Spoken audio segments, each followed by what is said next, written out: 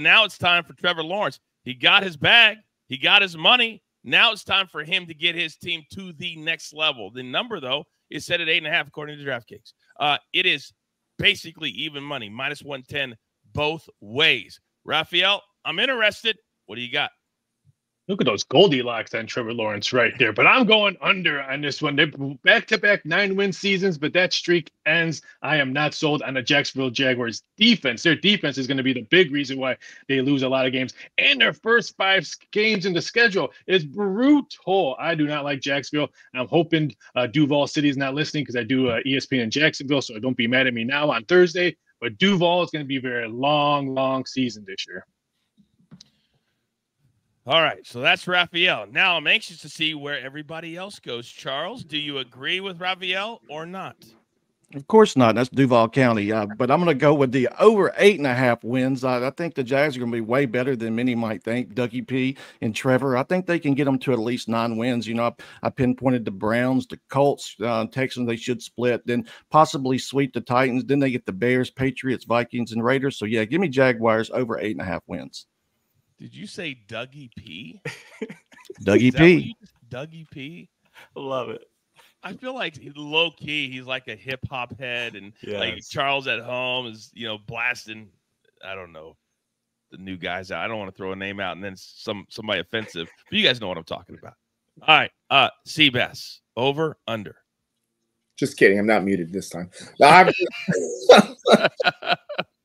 I like the Jacksonville Jaguars to go over the 8.5 wins. Again, this is another number that I hate. I've got them, again, maybe 8, maybe 9 wins. It's going to be tough, but for the show purposes, I'm going to take the Jaguars over 8.5 wins.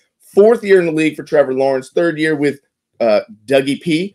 So I'm looking for him to progress a little bit more. I think the Texans and the Jaguars, they're going to be the ones fighting for the division title this year.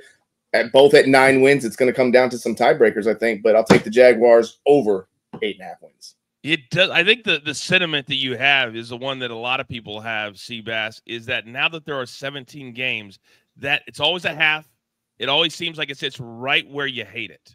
Yeah. Which is why they put it there. Yeah. Which is why they put it there. So I feel you on that. Exactly. Feel like you're flipping a coin. DG, where are you headed? We're going to go with the Dougie P over 8.5 wins at minus 110. I'm on the same thing as a lot of the guys of 9 and 8. I think this team is better than they look on paper at times, but I just believe in Trevor Lawrence. But Travis Etienne, I think he's an incredible back who can kind of get out a little bit on the shallow routes, but also he's a guy that can be your bell cow and a reason that you're that good. Trevor Lawrence is that good. I think NTA is really going to be a guy who can really push them and continue to, push them into kind of higher tiers. And so 9 and 8, not great, but I think it's good, especially for the Jags this season. I think Travis Etienne is severely underrated. I loved him in college. I love him in the pros. And they got to be very careful how much action or how many times they give the ball to a back. Like, you got to have him at the end of the season. Got to have him at the end of the season. All right. And we're going to get to DG's in a moment. I got a little confused. Was that your prop or was that your over-under? That's my over-under. Damn. This cold medicine, it's messing with my head, DG. I'm looking down, and I'm like, did he just do his Travis Etienne? I didn't mean to take that away from you. Let's come right back to you. Why do you like Travis Etienne today for the Jags?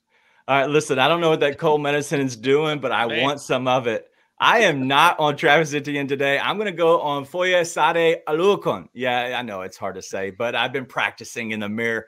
I'm going to go with the over 165.5 combined tackles. If you're not used to the combined tackles, it could be either assist or a solo tackle. This guy is a beast. The last 3 seasons, 173 combined tackles, 184, then 192. I'm telling you, if you do not know about Foyesade Oluokun, then you need to go check him out. He is the best defensive player, I think, in my opinion, if he's not on the line, but definitely out of the linebackers. He is incredible. All right, you look right into the camera right now. Don't look away. Producer, man, take that off the screen real quick. Take that off the screen. Take it off the screen. All right. I will give away a no. Look right into the camera. I will give away a piece of merch if right now, live on the show, you can spell the first and last name of the guy that you just gave a prop for? That's easy. I wrote it out. Foyesade. Pretty easy. Oh, he looked down. Yeah. I was making sure I wasn't muted. Sorry. Foyesade. Oluokun is Oluokun. Yep, Oluokun. Wow. Very well done. Very well done. All right. We will figure that out, but we are going to give away one thing. Not right now, but shortly. We'll give away one piece of merch, and maybe it'll be the DG merch. Who knows? I'll have to talk to AB on that one, but we'll do something tomorrow. You guys will have to do something in the chat, but we owe you a piece of merch. I didn't think you could do that. I wrote it out so many times today. Oh, man, that was amazing. That was amazing. Now, before Charles clubs me over the head and says, Coach, that was my pick with Travis Etienne, please explain yourself, Charles. Yeah, I like him to get over 6.5 rushing touchdowns. This is a low number. He had 11 last season, so I definitely think he can get at least 7 for my fellow Louisiana native, Travis Etienne, over 6.5 rushing touchdowns.